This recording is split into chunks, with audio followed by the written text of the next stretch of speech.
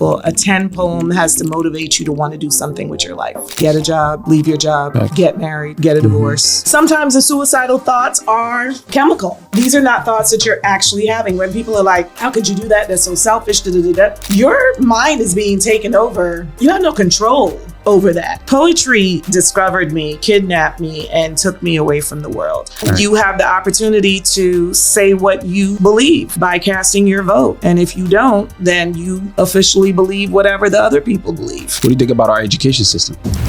Can it be better? Just honest opinion. Next question. You don't have to have a master's. You don't have to go to leadership. You don't have to have leadership training. You can just say, I want to open a school. Who's running it? Do they really care? Who are the teachers? Because that's who's teaching the children. Ingrid, also known as Miss Michelle, is a North Miami senior high school pioneer from the class of 1992. She's a school teacher at North Dade Middle School, but for 25 years, she's been a force in South Florida's poetry and live music scene as an event host and curator. She's created sacred spaces where artists develop from trembling beginners to published authors. She's taken poetry from South Beach to Overtown, from Atlanta to Washington, D.C., and she's battled through health struggles, depression, and divorce to deliver one powerful message. Your body, your happiness, and your voice matter. What is the difference between Miss Michelle and Ingrid B? Ingrid B, none. I'm consistently myself everywhere I am. I'm a preacher's kid, so I've always been able to not cuss like a sailor. What is one life lesson you've learned thus far? Be happy. Be happy. That's one thing that you've learned, just be content and be happy. Yeah, because it's number one, it's a choice. How was your experience after having your first child? Again, I told you I live a very charmed life. I went back to school. Really? I went back to school. How were your parents when they first found out you were pregnant? My dad just prays. That's his response to everything. They prayed and my stepmother cooked every day. The first thing would be go to the doctor. The second thing is if the doctor does not pay attention to you, because that's an issue that we have as well, you know your body best. Depression. If you don't get enough sunlight, you're gonna be depressed. It could lead to suicidal thoughts because low vitamin D leads to depression. Who has the lowest vitamin D? Black people. Welcome back to Jules Legacy Enterprise Productions, where story connects generations. A conversation with a pioneer. It is a segment that celebrates the life and journey of North Miami Senior High School pioneers by bridging the past and the present to inspire the future.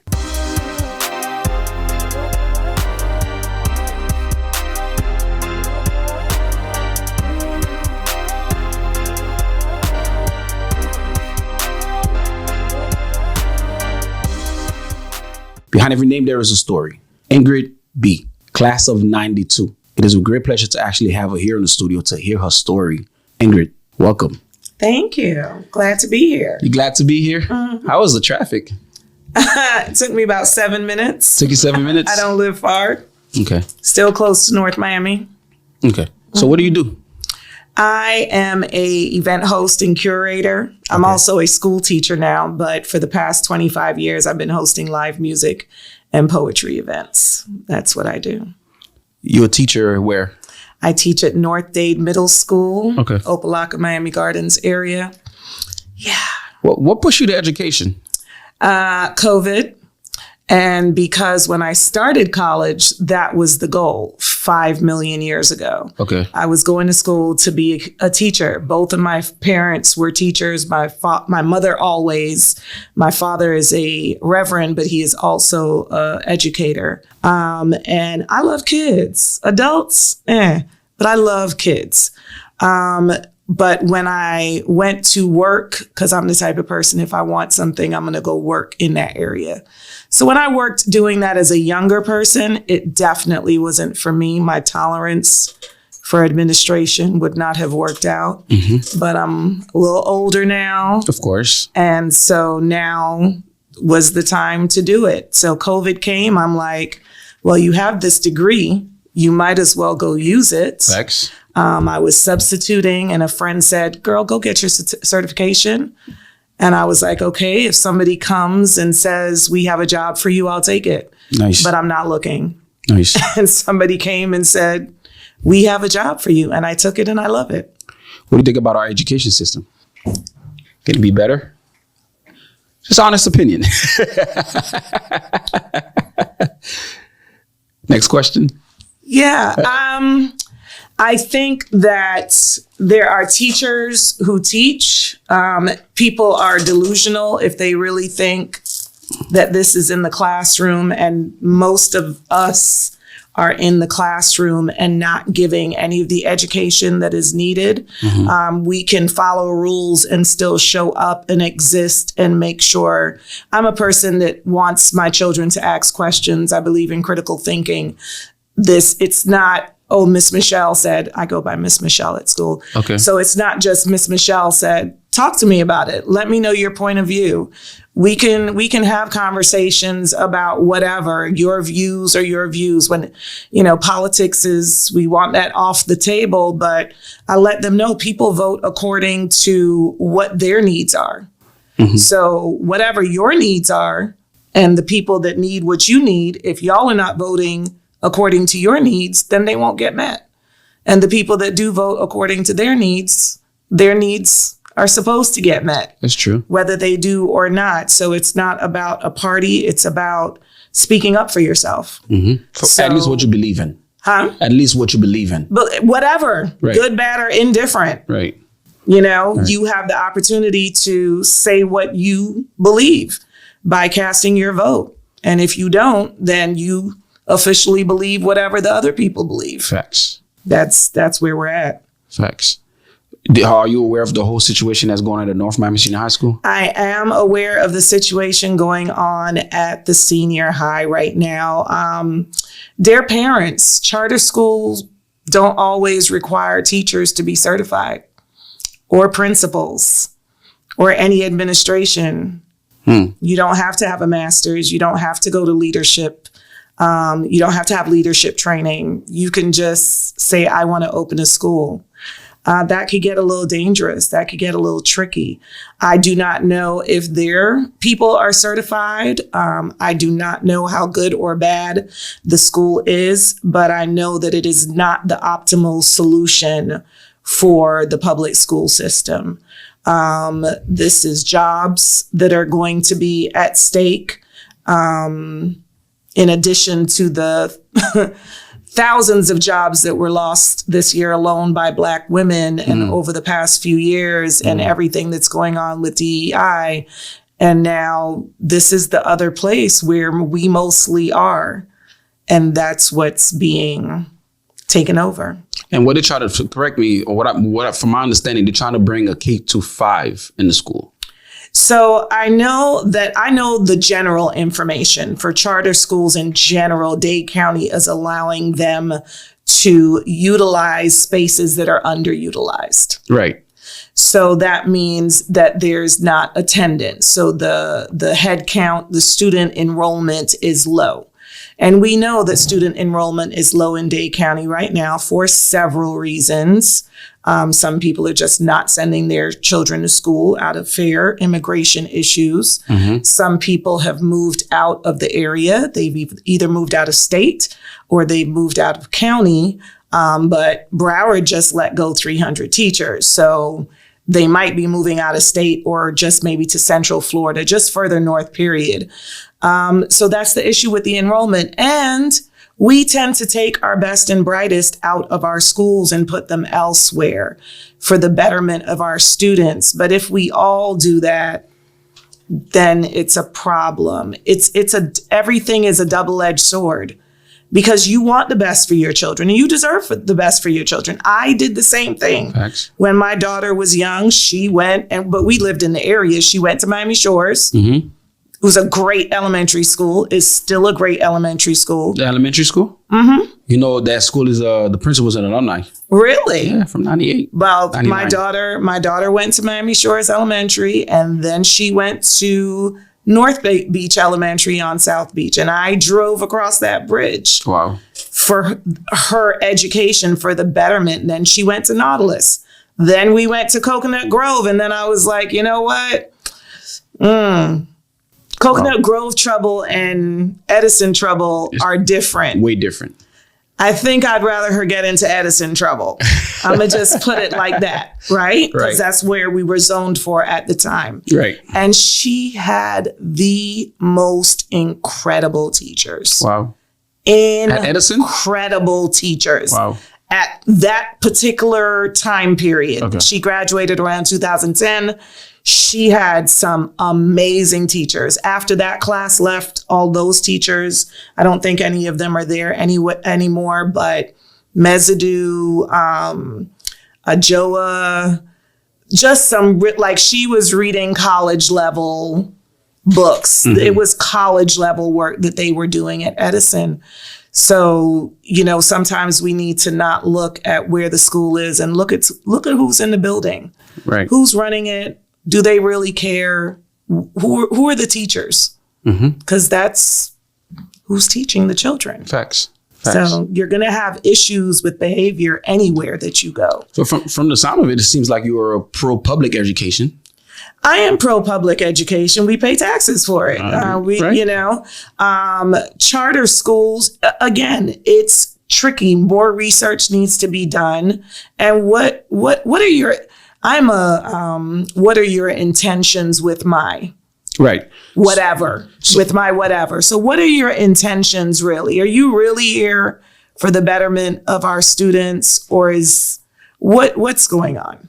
So in their perfect world, right? Let's say they close down all the public schools, then what? Mm-hmm. So the whole education system is going to be private, or is it going to be like charters? You tell me. I don't know. I'm asking because I don't know. This is my 4th year as a teacher.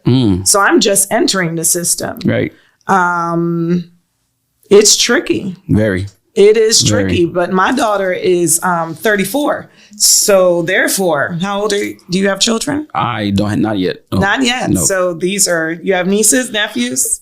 A lot of them. A lot of them. Yes. Yeah, these are of course things that you need to research. Yes. It's a serious thing though. Right. It's a serious thing.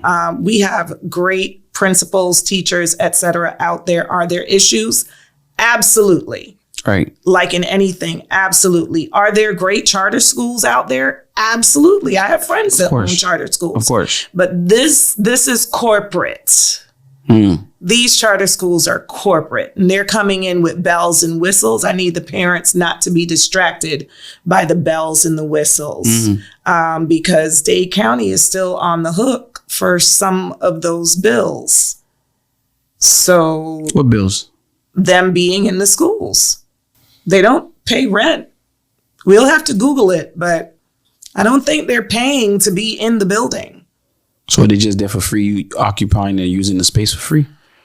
Okay. So there's that. Follow the money. When we're doing our research, we have to follow the money. Are the schools successful? I don't know. I haven't researched. I don't know about this particular group of charter schools. But again, what are your intentions with my children, with my community, with my neighborhood, with my city, with my state? What are your intentions? Why are you here? Is it just for the money? Because there are already major issues with the student body and what their needs are. And if this is just a grab, then that's going to cause more problems. What is the difference between Miss Michelle and Ingrid B? Ingrid B, none. I am consistently myself everywhere I am. I'm a preacher's kid, so I've always been able to not cuss like a sailor when it's inappropriate to cuss like a sailor. And when it's time to, act right, I can act right. So Miss Michelle is a human being. I'm not they're like, the kids can't know your personal business. I'm like, have you been on the internet recently? Right. Like they can Google. Do I have to make sure that I don't do the most on the internet? Absolutely. But these kids are smart. They know how to Google. They know how to research. Ergo, why I'm Miss Michelle online. But I'm also not doing anything that illegal. Or, people are like, oh, but they're watching you. Okay. So go ahead and watch. There's nothing to see here. Right. There's nothing to see but some red lips and some locks. After high school, what did you venture off to? Getting my life together. High school, I had my daughter in the 12th grade. You asked me if I was the hot one at school or the hot thing at school. I did not date anybody that went to the school. I didn't believe in it, still don't believe in it, because if we break up, I have to see you the next day. Wow. And I don't want to. Even if we stay together, I have to see you every day. Wow. I don't want to see anybody every day. Like every single day. Like I have to see you. Nobody, I don't want Even in a relationship? every single day. Like I have to. There's no breaks. So are you more pro of the relationships that people sleep in separate houses and separate rooms? And I am pro whatever works for people. I come from an age where our parents and grandparents, some of them had separate bedrooms. I do believe in separate bathrooms. I definitely believe in that in a relationship. Obviously, if you get married, yes, you're going to see the person every day. You live with them. But I'm also not you're a gentleman, so I don't know how your dating life or if you're married or whatever goes. But we don't have to take up space. Like every moment doesn't have to involve conversation. wow. Like we can just be in the house. Quiet. Like you can go watch your show and I go do whatever I'm doing in the house. And then we meet up later when we go to bed. Yeah, that's fine. There's nothing wrong with that. Yeah. So as a preacher kid, living with somebody, I need my space. And I'm an only child. Okay. Do you think that probably come from that? Yeah, I need my space because you got to go home. Right. Friends go home. Cousins go home. But as a preacher kid, you know that the Bible says the only time you should separate from your spouse is doing prayer. Are you done? I'm a preacher's kid, not the preacher. My father has a full life, auntie. A full life. What do you mean? My stepmother has no interest in any of it. Oh, wow. He is in Haitian politics, religion, community. He still works. He is very service oriented, very big in the community. He's going to his events. It's in Creole. We don't know what they're saying. I don't speak Creole. My stepmother doesn't speak Creole. She is happy with her life as it is. And he has all of his things that he does is a part of. But he comes home though. Absolutely. Exactly. Every single day. Exactly. But that works for you. At least a person comes home. Yeah, we definitely want you to come home. Oh, that's what I'm saying. I'm saying in school. Okay, I got you. I don't want to work at the same job as you. I didn't want to go to school where if we're fighting today, I don't want to have to see you in third period. I get you. So that's why you didn't date nobody in high school. And because my friends' boyfriends were all fighting and not fighting, but they were fighting girls over boys. And I was like, this is trash. This is ghetto, right? I don't want any of that. Like this, and I didn't like any of them. Okay. So there's that. Okay. There's that. How many kids? One. One girl, right? One and done. That's it for you? One and done. Are you currently in a relationship, like as far as married? Divorced. Divorced? How was that? How was it? As for the experience, as far as would you do it again? Nobody died. Nobody got pregnant. Absolutely. Would you do it again, or you wouldn't? Absolutely. Do it? You would? And we're still friends. Oh, that's nice. Yeah. No beef. No broccoli. We good. How did you discover music, or did music discover you? Music or poetry? Poetry discovered me, kidnapped me, and took me away from the world. I have been doing this since 2001, and it is what I think about all day and all night is my events and poetry and how to promote poetry in South Florida, how to get South Florida to know that we have amazing talent. We've got singers, we've got musicians, we've got poets, we've got writers, we've got actors. They are here. Some of them are alumni. Bertrand Boyd, Janiyah Harden, like we are here. Rebecca, Extra Coco, like they are here. Serious, obviously. We've got some really talented people in South Florida. And unfortunately, most people that are really, really like, this is what they want to do with the rest of their life, they have to leave. And it doesn't make any sense to me. Right. So how do you define poetry? How do I define How do you define it? How do you, as far as you write it, what does it mean to you? Poetry, my poetry events are like church for me. Okay. You know, Daddy wants me to go to church every Sunday. Right. I would rather go to poetry once a week. Mm-hmm. But I like church too. Trust me, when you're going through a divorce, you find yourself like, I need to go smell the pews. Like that's the state that I was in. You need to go reset. I needed to be in the physical. It had to be an Episcopal church where I know that the incense was going to do what it does and be in the woods so I could smell. I had to find a church in Atlanta so I could smell the church. That way I know I'm home. You know what I'm saying? Poetry is religion for me. Music is religion because it's all spoken word. The Bible is spoken word. This is just how I choose to receive it. Now, sometimes it's not biblical. Well, actually it is. Right. But sometimes it's not words that we would say in church, but the writings of the poets hit you. When we do poetry slams, I tell people a 10 poem has to motivate you to want to do something with your life. Facts. Get a job, leave your job, Facts. get married, get a divorce, cut your hair. That too, right? All the things. Have a baby, Right. don't have a baby. Like Right. it needs to motivate you to want to leave the event and change something about your life. Facts. Do you think you picked that up from being able to deliver your poems? You think you picked that up from your father by any chance? I don't do poetry. What do you mean? I'm just the host. You just But the I host? definitely get that from my father. But that's what I was asking, because I'm thinking you wrote poems. Oh, no, I don't have that kind of patience. That's what I asked. That's why I asked you how you define it. Like how? Oh, I apologize. Yeah. And listen, every now and then a rant will come and it's just like something pops in and I'll do a free write. Okay. That happens like once every 4 or 5 years, motivated by I got you. some man, somebody's son, or just a situation in life, how people view me, think about me, and trying to figure out why they're so concerned. But yeah, I host events. I curate them. My joy is seeing artists develop, seeing that person shaking hands when they're doing their first poem.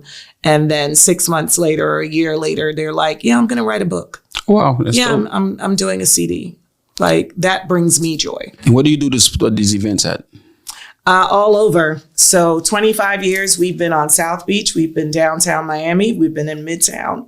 We've been in Broward. Right now, we are at Overtown, at Red Rooster in Overtown. We are at a spot in Lauderhill called Hyde Lounge. We just did Busboys and Poets in DC.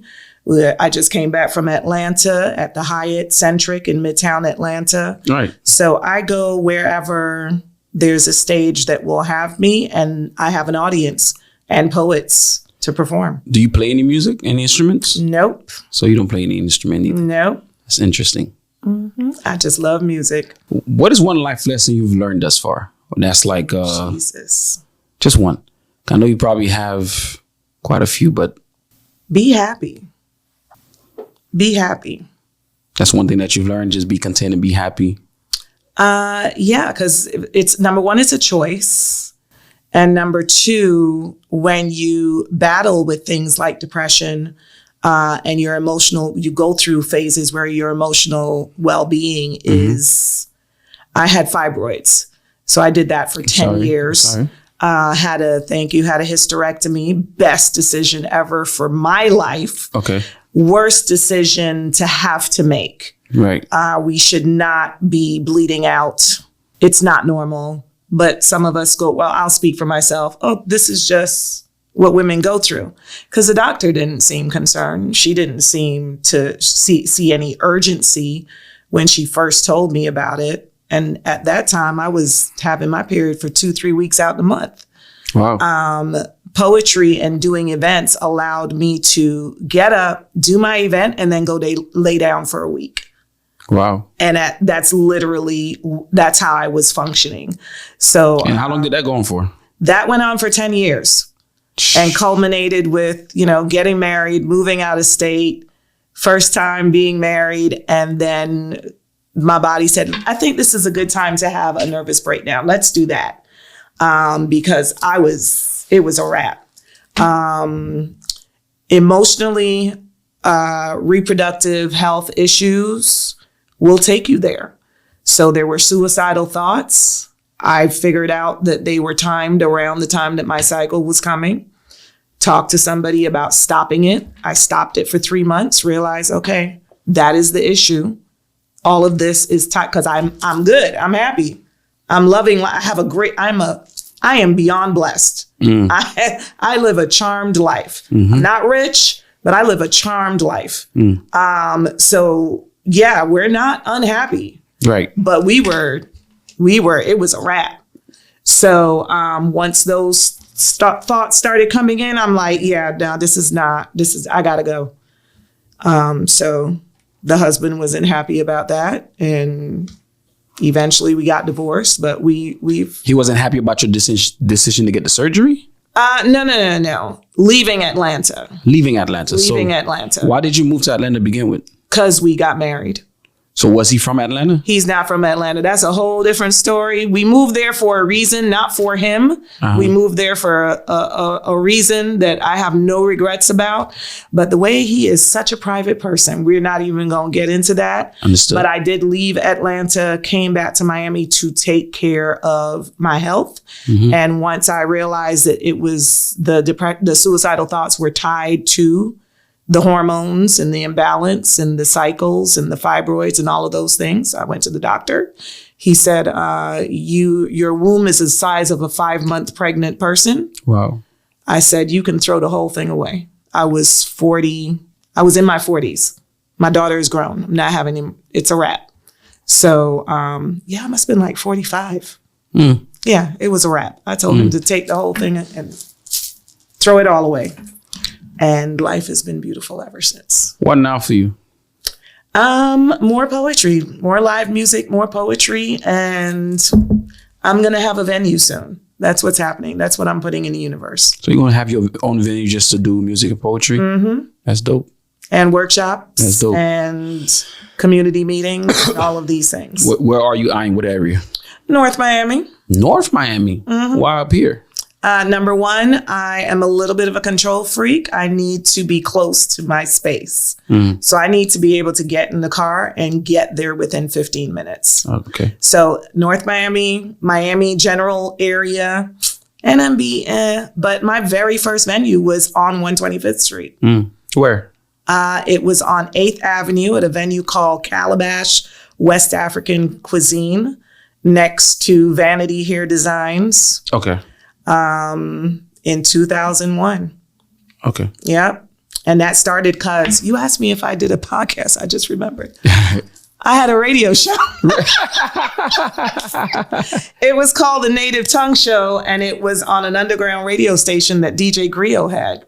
Because we went to elementary school together, and I had just gotten into poetry, and I don't know how he heard that, but he's like, I want to have a poetry show on this radio station that I'm starting. I'm like, okay, I'll do it for the DJ as an avenue, as a platform for him.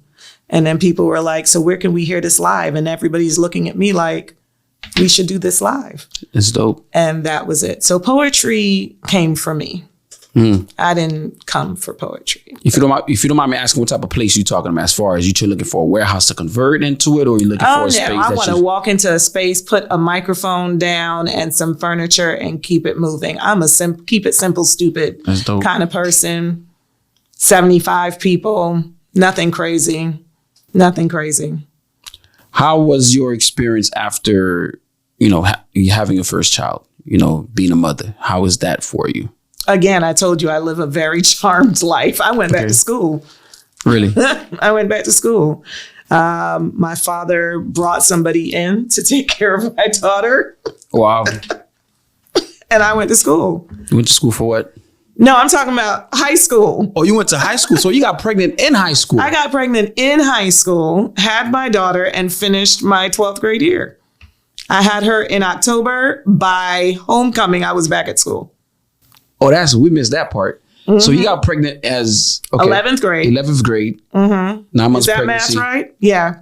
January. 9 months pregnant. And then you went back to school. Mm-hmm. Did you have any post education? Yeah, Barry, yeah. I got my degree. I'm a teacher now. Okay. So I did get my degree. I went to Miami-Dade because my friend said, do not give up on life. You've got to go to college.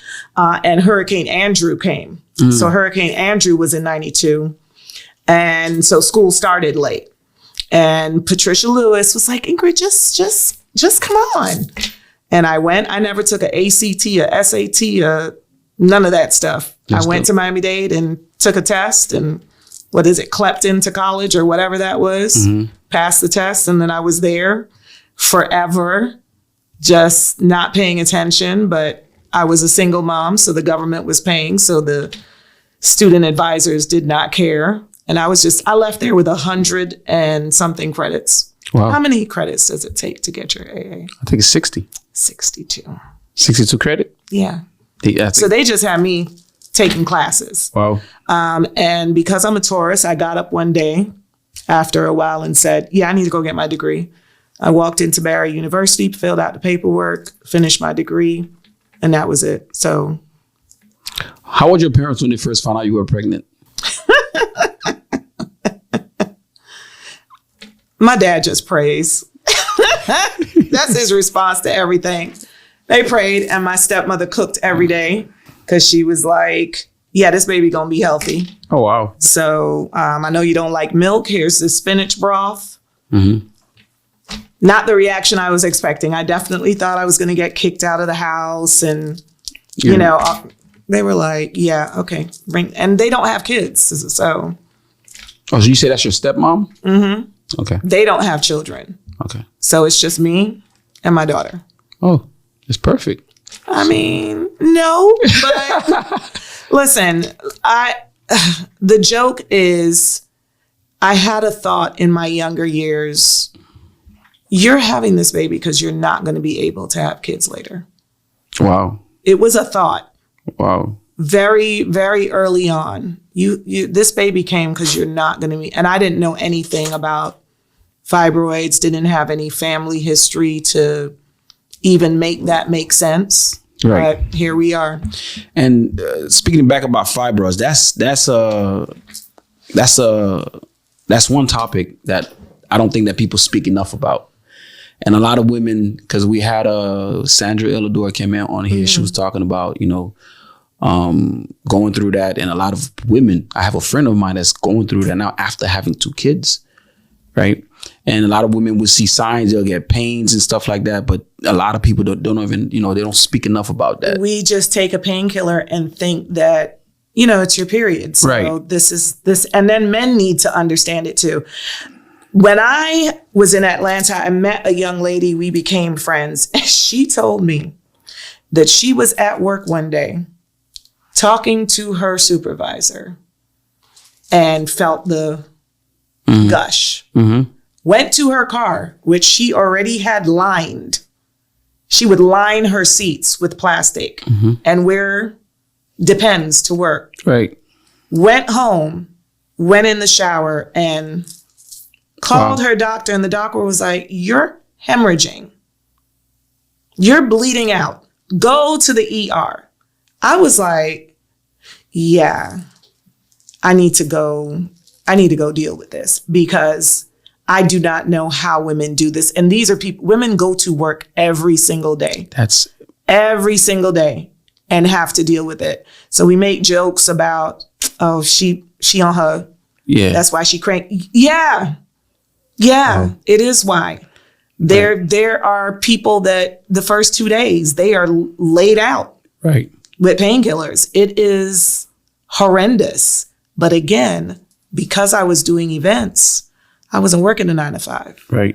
I had time to just rest. It looked like laziness. It looked like depression. It looked like a lot of different things.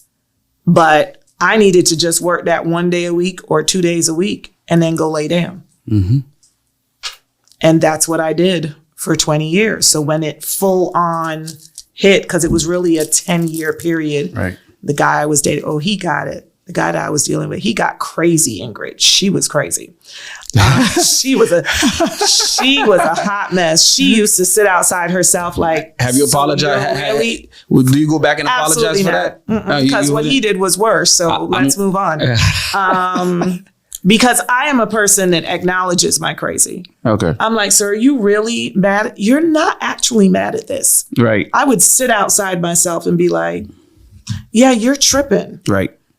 Yeah, but what he did was just, Ingrid, I'm going to give you a chance to speak directly to someone who's listening, who might be going through something as far as either fibroids, but also someone who might be suicidal or having those suicidal thoughts.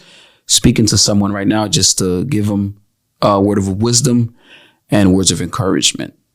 The first thing would be go to the doctor. The second thing is if the doctor does not pay attention to you, because that's an issue that we have as well, you know your body best.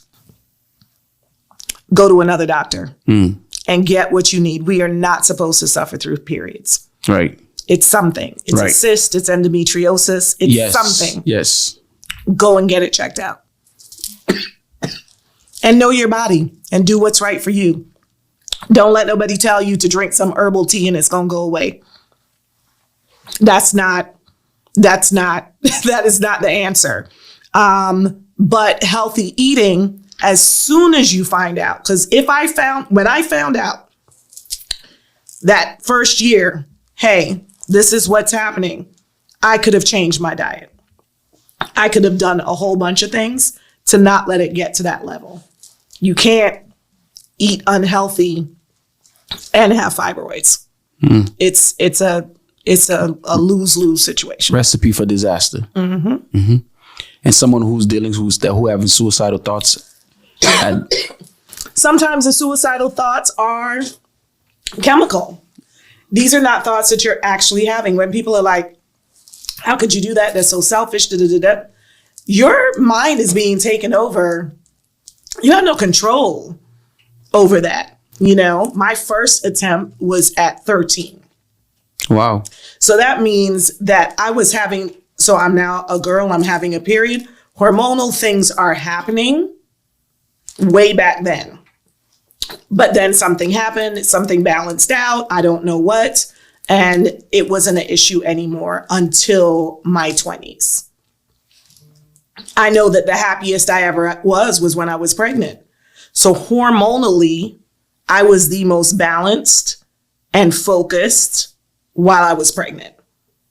I know that about myself. I know how my body felt. Not about being pregnant. I had a great pregnancy, but not being pregnant. Hormonally, whatever was going on in my body at that time had me at the most balanced. It is very complicated, but it's really simple. Wow. Go get your hormone levels checked. We can't be using ChatGPT anymore, but what I've done most recently is gotten all my blood work, put it into ChatGPT, told it to tell me what vitamins I needed to be taking and at what time, what doesn't go with what. Did you know that there were certain times a day that you're supposed to take certain vitamins? No. Who knew? No. There's certain vitamins that you should take at night, certain vitamins that you should take in the morning, certain things that you need vitamin C in order for the vitamins to work. They're not talking to us about this stuff. Of course. Doctors are not talking to us about that stuff. Depression. If you don't get enough sunlight, you're gonna be depressed. Right. It could lead to suicidal thoughts because low vitamin D leads to depression. Who has the lowest vitamin D? Black people. Nobody talks to. We don't get that class in high school. Of course not. And if we did, we forgot. Right. So yeah, really getting to know your body from early. And ladies, talk to your daughters about these things and your sons, because our parents didn't talk to us about those things. Facts. At all. The most humble experience I've had thus far, especially on this podcast, when we had two women sitting here, and as a man, we actually get to listen to two women talking about their body and what they actually go through. Most humbling experience, because we could assume and we could always see the person in certain mood and we see the person feeling a certain way. And not even that, being physically present for that person during that time. What does it look like? It can get ugly. Very.